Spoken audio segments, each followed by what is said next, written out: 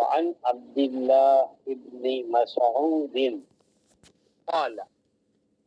دخلت على النبي صلى الله عليه وسلم وهو يوعك فمسحته بيدي فقلت يا رسول الله إنك لتوعك وعكا شديدا. فقال النبي صلى الله عليه وسلم أجل إني أوعك كما يوعك رجلان منكم. قال فقلت ذلك لأن لك أجرين. فقال أجل. ثم قال ما من مسلم يصيبه أذى من مرض وما سواه إلا حتى الله به سعيته كما تحط الشجرة ورقها. متفق علیہ.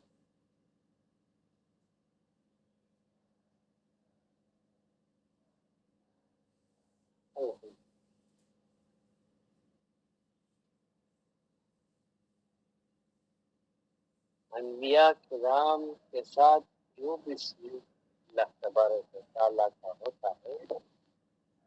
وہ امت پر جو ہوتا ہے اس کا ڈبل یا اس سے زیادہ ہوتا ہے. وعن عبداللہ بن مسعود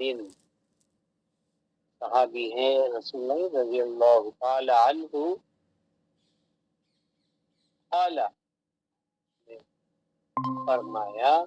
دخلت علی النبی صلی اللہ علیہ وسلم میں سرکار دو عالم صلی اللہ علیہ وسلم کے پاس داخل ہوا، یعنی میں آپ کے پاس پہنچا، آپ کی بارگاہ میں جب پہنچا. دخلت علی النبی صلی اللہ علیہ وسلم وہ ہوا یوعک اور وہ تپ رہے تھے بخار کی حالت، بخار تھا. فمسسته بیدی میں نے اپنے ہاتھ سے آپ کو چھو کر دے. اللہ. حضرت عبداللہ بن مسعود نے آپ کو چھوا، دیکھا کہ آپ بخار کے حالت میں تپ رہے ہیں گرمی کی وجہ سے. میں نے انہیں آپ کو چھوا، چھو کر کے میں نے دیکھا. فقلت میں نے کہا یا رسول اللہ، اے اللہ کے رسول، انکا لتوعک وکعا شدیدا، آپ تو بخار میں بہت زیادہ تپ رہے ہیں.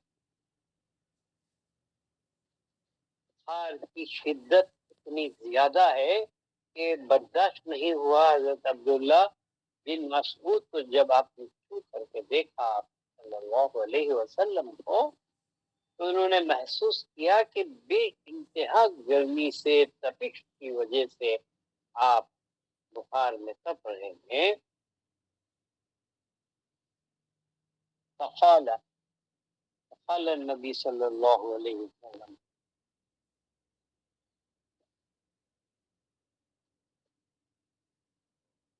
اجل انی اوعک کما یوعک رجلان منکم. آپ بتا بے شک ہاں ضرور یہ تپش اور گرمی ہے بخار کی، لیکن کیا ہے انی اوعک کما یوعک رجلان منکم، مجھے جو بخار آتا ہے تو تم لوگوں میں سے دو مردوں کو، دو انسان کو، دو بندوں کو جتنا آتا ہے اتنا آتا ہے. اللہ. اگر ایک کی وجہ سے ہم کو زیادہ تکلیف ہو تو ہمارے برداشت سے باہر ہوتا ہے، اور آپ صلی اللہ علیہ وسلم کو دو بندوں کے برابر، دو آدمی پہ دو مردوں کے اتنی تپش آتی ہے، اللہ اکبر،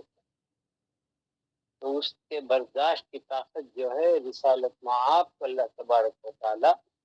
برداشت کی قوت بھی عطا فرماتا ہے۔ کما یعقو رجلان منکم قال فقلت، حضرت عبداللہ بن مسعود نے کہا فقلت ذالک لأن لک اجرین، اگر ایسا ہے تو دو آدمی کا ڈبل بخار اگر آپ کو آتی ہے تو دیکھیے کیسے سوالات کرتے ہیں صحابہ کرام بھی،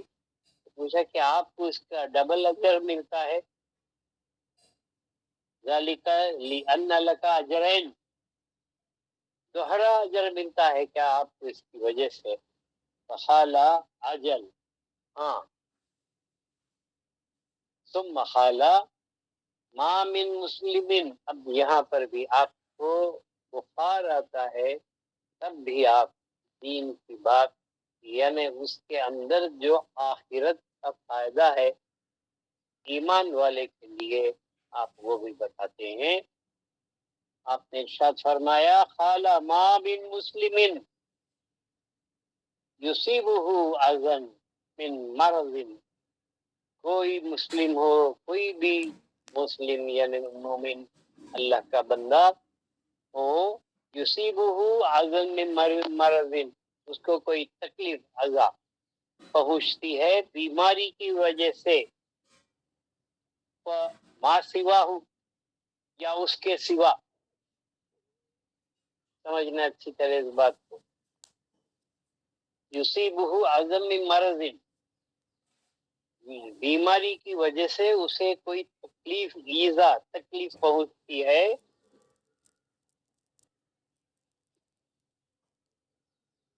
ما سوا ہو، اگر اس کے سوا بھی ہو، مطلب بیماری اس کے سوا کوئی اور طریقے سے اس کو تکلیف پہنچتی ہے، الا حط اللہ به سیئاتہ، بلکہ اس طرح ہونے سے کیا ہوتا ہے، حط اللہ به سیئاتہ، جھڑا دیتا ہے، گرا دیتا ہے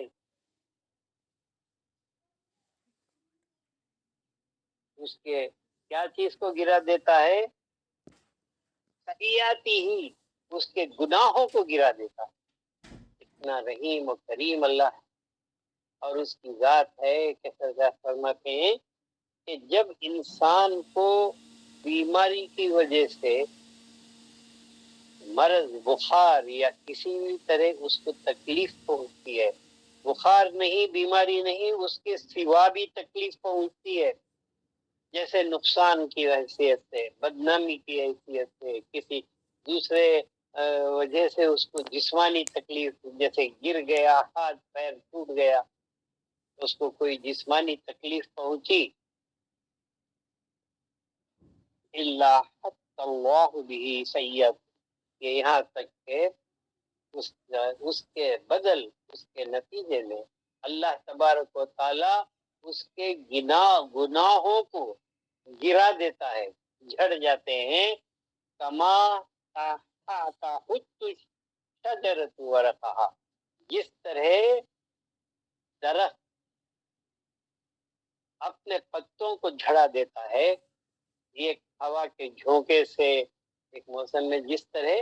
پتے جھڑ جاتے ہیں، اس طرح اللہ تبارک و تعالی اس بندے کے گناہوں کو